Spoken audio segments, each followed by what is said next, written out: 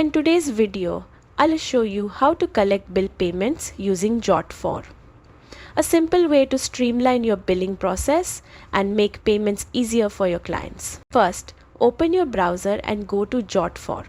If you already have an account, log in. If not, sign up. It only takes a minute. Once you're inside, you'll see several form templates, including ones designed for collecting payments.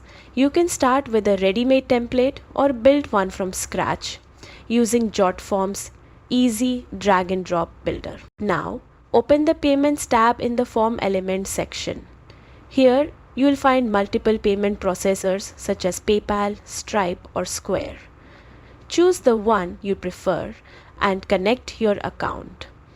This connection allows you to securely receive payments directly through your form. Next, personalize your form by adding your business logo, colors, and branding. This small touch builds trust and gives your clients confidence that they are in the right place. Add important fields for customer details, billing information, and anything else specific to your process, like invoice numbers or payment notes. Once your form is ready, Jotform automatically takes care of the secure payment processing through its integrated gateways. You don't have to handle any technical setup. Everything runs safely behind the scenes. And the best part?